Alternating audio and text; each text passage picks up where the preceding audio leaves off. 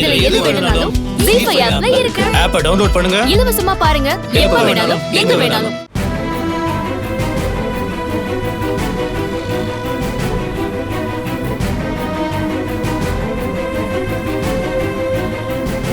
லக்ஷ்மி, அம்மா கிடைச்சிருவாங்கல்ல?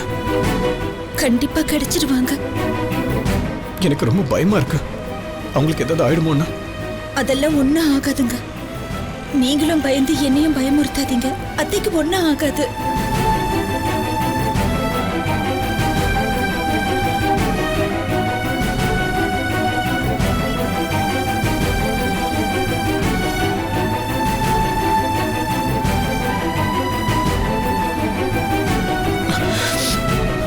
லக்ஷ்மி, அம்மா இப்ப எங்க போயிருப்பாங்க?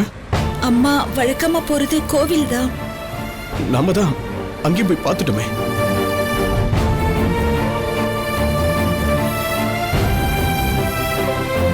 அவங்க இப்ப பழைய அத்தையா இல்லையே, சின்ன குழந்தை மாதிரில பேசுறாங்க. எனக்கும் அதை நினைச்சுதான் ரொம்ப பயமா இருக்கு. என்னங்க, நீங்க பயப்படாதீங்க. அத்தைக்கு ஒண்ணும் ஆகாது. நாம அவங்கள சீக்கிரம் கண்டுபிடிச்சிடலாம். நேத்து அவங்களோட நடவடிக்கையில ஏதாவது மாற்றம் தெரிஞ்சதா?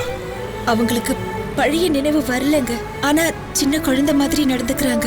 அதான் உங்களுக்கு தெரியுமே. அதை எப்படிங்க நாம சந்தேகப்பட முடியும்? நான் சொல்றேன்னு தப்பா எடுத்துக்காத. அம்மா காணாம போனதுல பவித்ராக்கும் பங்கு இருக்கும்னு எனக்கு தோணுதா? தப்புங்க.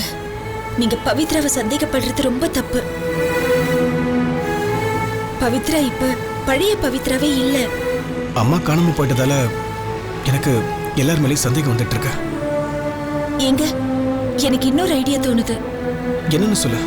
நாம ஏன் அத்தை போட்டோவை போலீஸ் கிட்ட கொடுத்து தேட சொல்லக்கூடாது? நீ சொல்றதும் கரெக்ட் தான். சரி வா, நம்ம இப்பயே ஸ்டேஷன் போய் கம்ப்ளைண்ட் கொடுத்துருவோம்.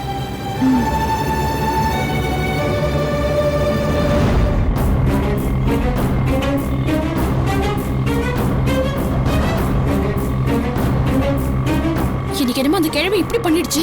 என்னாச்சு அந்த கிழவிக்கு? எப்படி என் கண்ணுக்குள்ளேயே வச்சு பாத்துக்கிட்டேன். அப்படி ஏமாத்திட்டு இப்ப எங்க போச்சுனே தெரியலையே. நம்ம அந்த கிழவியை எங்க போய் தேடுறது? வீட்டுக்கு போனா நம்ம வாசுக்கு லட்சுமிக்கு என்ன பதில் சொல்றதுன்னு எனக்கு ஒண்ணுமே தெரியல பாரதி.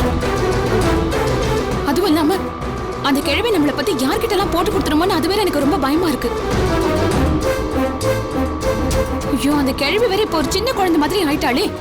அவ யார்கிட்ட மாட்டிக்கிட்டு முடிக்கிறான்னு ஒண்ணும் புரியலையே.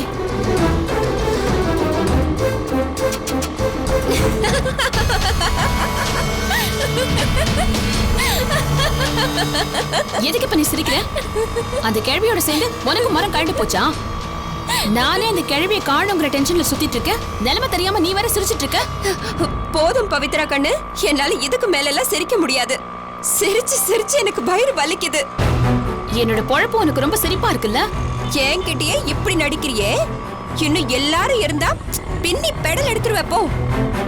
எனக்கு பிடிக்காத மாமியாரா இருந்தாலும் என் வாசுவுக்காக நான் அவளை எவ்வளவு பத்திரமா பாத்துக்கிட்டு இருந்தேன். இத பாரு கண்ணு, நடிச்சு கொட்டினதெல்லாம் போதும். கிழவி இப்ப எங்க இருக்கிறாங்கிற உண்மைய தோ இவங்களுக்காவது சொல்லு கண்ணு.